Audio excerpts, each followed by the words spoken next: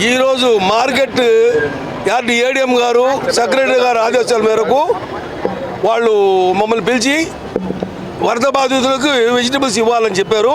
అలాగే ఒప్పుకున్నాము. మా మేడం గారు ఏడిఎం గారు ఆర్డర్ వేశారు కాబట్టి మేము తప్పేది ఏమి ఉండదు. అందువల్ల 8 లక్షల రూపాయలు సెక్రటరీ గారు 8 లక్షల రూపాయలు కూరగాయలు వాల్యుయేషన్. ఇది 2 లారీలు ఇప్పుడు బయలుదేరుతున్నాయి. మూడు మొత్తం 8 లక్షల రూపాయల వాల్యుయేషను.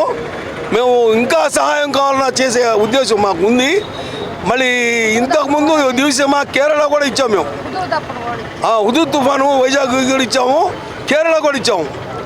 మళ్ళీ భగవంతుడు మాకు ఇస్తున్నాడు, మేము ఇస్తానే ఉంటాం. ఎమ్మెల్యే గారి సహకారం, ఈ ఏడిఎం గారి సహకారం, సెక్రటరీ గారి సహకారంతో వాళ్ళ ఆదేశాల ప్రకారం మేము ఇస్తున్నాము. మాకు చాలా సంతోషంగా ఉంది ఇవ్వటం కూడా. మేము చాలా హ్యాపీగా ఉన్నాం.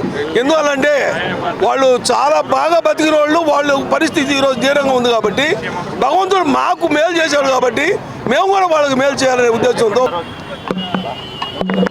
రాష్ట్రంలో ఇటీవల ప్రకృతి పగబట్టి విజయవాడ ప్రాంతాలు భారీ వరద, గత 100 సంవత్సరాల్లో ఎప్పుడూ లేనటువంటి వరద, ప్రాణ నష్టం, ఆస్తి నష్టం.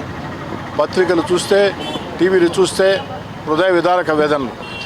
ఈ యొక్క ప్రతికూల పరిస్థితుల్లో రాష్ట్ర ముఖ్యమంత్రి చంద్రబాబు నాయుడు గారు గత 10 రోజులుగా స్వయంగా ఆ యొక్క వరద సహాయ చర్యల్లో పాల్గొంటూ 74 సంవత్సరాల వయసును కూడా లెక్క చేయకుండా పర్యవేక్షించిన తీరు.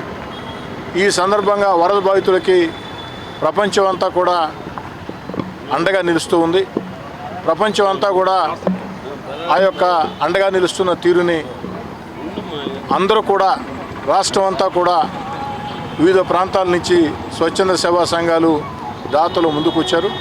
అందులో భాగంగా నెల్లూరు ఏసీ సుబ్బారెడ్డి కూరగాయల మార్కెట్ పక్షాన వ్యాపారస్తులందరూ కూడా కలిసి 30 టన్నులు ఏదైతే ఆ యొక్క కూరగాయలు అందివ్వటం, ఈ యొక్క వాహనాలకు పంపించడం, మనస్ఫూర్తిగా ఏసీ కూరగాయల మార్కెట్ సంఘం వ్యాపారస్తులందరినీ అభినందిస్తూ ఇంకా అందరూ ముందుకు రావాలని కోరుతున్నాను. ఈ వీడియో కనుక మీకు నచ్చినట్లయితే లైక్ చేయండి, షేర్ చేయండి, కామెంట్ చేయండి మరియు సబ్స్క్రైబ్ చేయండి.